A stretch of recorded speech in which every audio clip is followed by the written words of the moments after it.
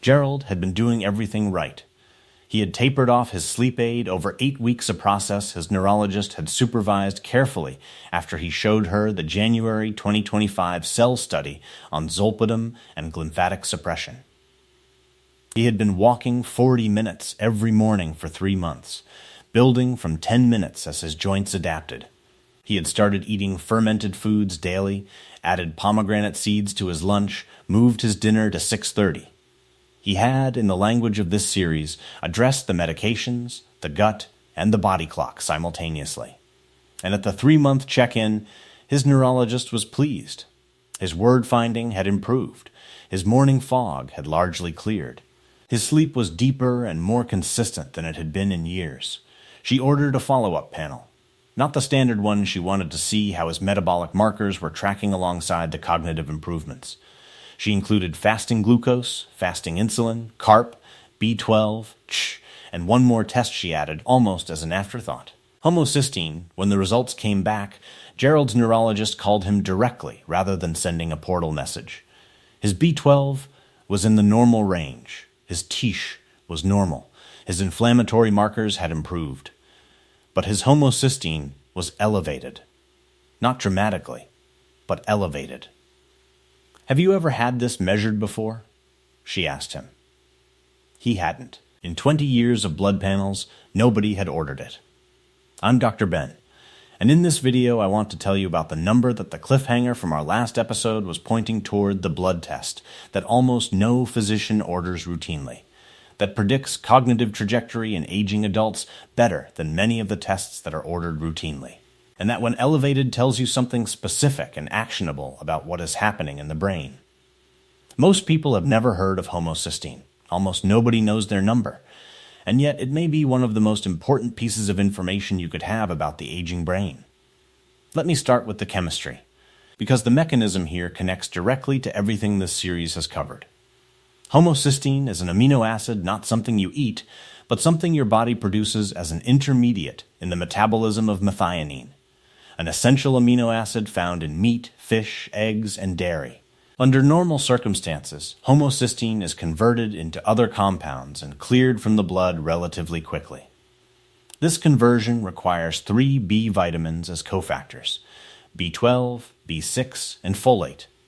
When any of these 3 B vitamins is deficient, or when a common genetic variant called MTHFR slows the conversion enzyme homocysteine builds up in the blood, and elevated homocysteine, what physicians call hyperhomocysteinemia, has been consistently associated, across decades of research and multiple independent cohorts, with brain atrophy, white matter lesions, cognitive decline, and an increased risk of Alzheimer's disease and vascular dementia.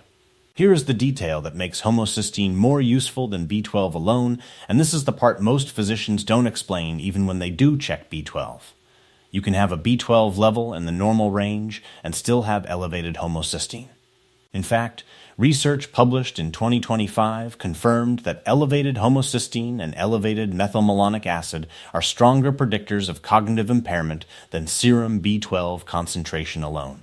A B12 level of 250 pmol/L might look normal on a standard lab report, and homocysteine in that same patient might be elevated, signaling that B12 is not being utilized effectively at the cellular level, even if there is enough of it circulating.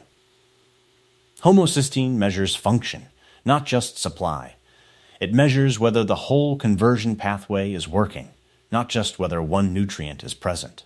Now, what does elevated homocysteine actually do to the brain? The mechanisms are multiple and well documented. First, homocysteine is directly neurotoxic at elevated concentrations. Gerald's neurologist used the NMDA mechanism specifically when she explained his result. She said it was important for him to understand that this wasn't just a nutrient number, but a description of something happening at his synapses. Homocysteine activates NMDA receptors, the glutamate receptors involved in learning and memory, in a way that produces excitotoxicity. Overactivation of these receptors leads to calcium influx, mitochondrial damage, and neuronal death. Research published in the Journal of Biological Chemistry in 2024 documented that homocysteine-induced sustained NMDA receptor stimulation leads to mitochondrial reactive oxygen species generation and neurotoxicity. Second, elevated homocysteine promotes cerebrovascular damage.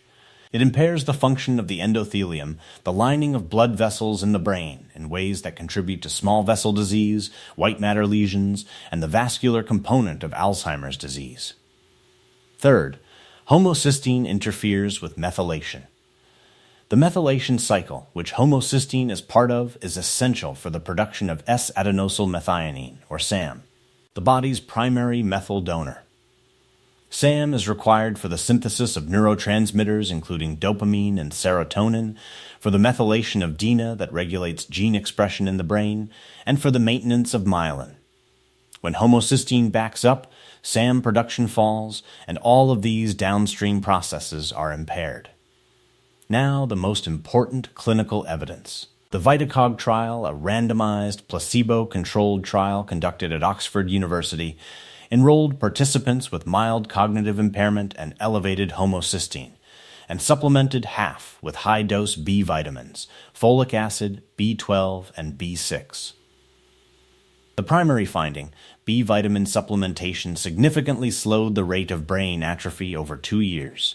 A follow-up metabolomic study published in Alzheimer's and Dementia in July 2025 found 91% accuracy in differentiating the treated group from the placebo group based on metabolic signatures and identified specific pathways through which B vitamin treatment produced. Structural, brain protection. 2 caveats that I want to be precise about, because this is where the evidence becomes more nuanced. First, the VitaCog benefit was specific to people with elevated baseline homocysteine. Participants without elevated homocysteine at the start of the trial did not show the same degree of benefit. This is critical. B vitamin supplementation does not appear to improve cognition in people whose homocysteine is already normal. The intervention works when there is a problem to fix. Second, lowering homocysteine in people with already advanced Alzheimer's disease has not consistently produced cognitive improvement. The window for intervention appears to be earlier when homocysteine is elevated and cognitive symptoms are mild or absent. This is why knowing your homocysteine number matters, not as a reason to immediately start supplementing, but as information that tells you whether a conversation with your physician about B vitamin levels, dietary adequacy, and the MTHFR genetic variant is warranted. Gerald's number was 14.2 micromole per liter. The reference range his lab used was under 10 for his age. He had been mildly to moderately elevated by one of the most important cognitive risk biomarkers in the research literature for an unknown number of years. Nobody had checked. His neurologist explained the mechanism to him the same way I've just explained it to you. Then she asked 2 questions. Was he eating enough folate-rich foods? And had he ever been tested for the MTHFR variant? He hadn't.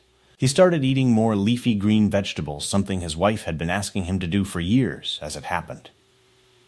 His neurologist also noted that his metformin, which he took for prediabetes, depletes B12, a connection covered earlier in this series.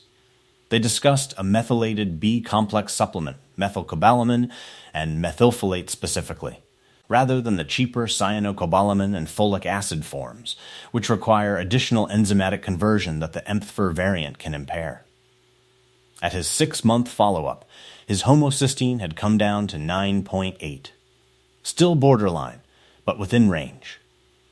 He told his neurologist something that I think captures what this biomarker means for the people who discover it late.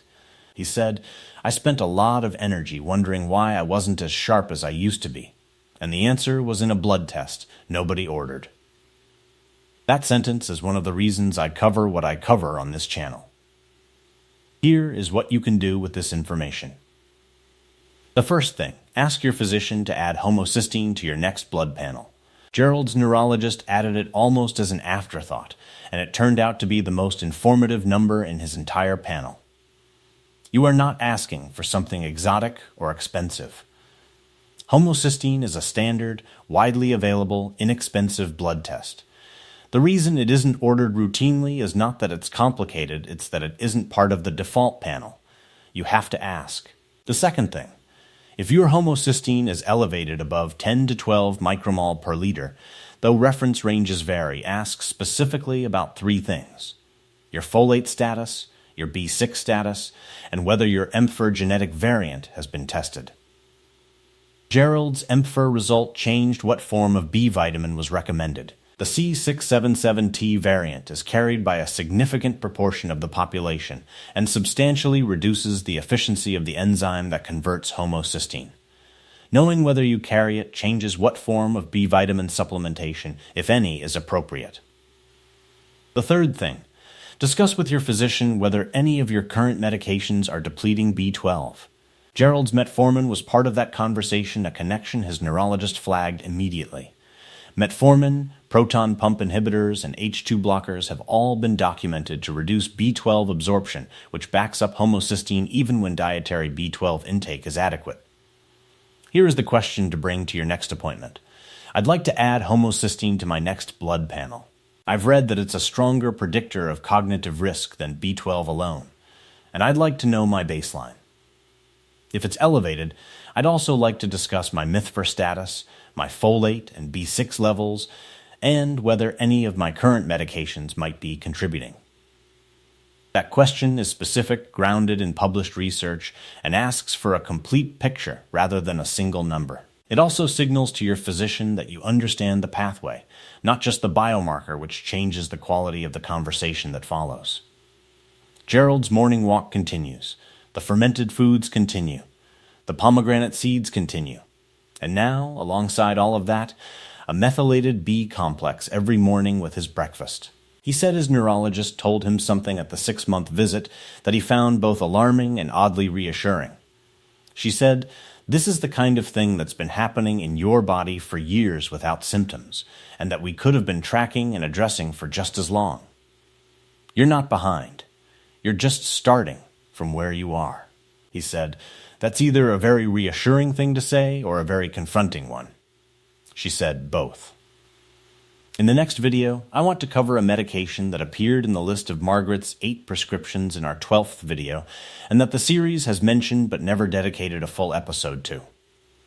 Oxybutynin, a drug prescribed for overactive bladder, taken by millions of women over 60. That carries the maximum anticholinergic burden score of 3 on the ACB scale. The same score as amitriptyline. The same score that, in combination with Margaret's other medications, put her total burden at 9. There is specific research on oxybutynin and cognitive decline that the bladder medication conversation almost never includes. And there is a non-anticholinergic alternative specifically studied in the research literature with a meaningfully different cognitive profile. That's the next video. Subscribe so you don't miss it. And if nobody has ordered your homocysteine and you have been experiencing cognitive changes, brain fog, or word-finding difficulties, ask. It is one question, one test, and one number that may tell you more about your brain's trajectory than anything that's been measured so far. I'm Dr. Ben. I'll see you in the next one. The information in this video is for educational purposes only and does not constitute medical advice. Always consult your doctor or a qualified healthcare professional before adding any supplement, including B vitamins, or making any changes to your medications or health management plan.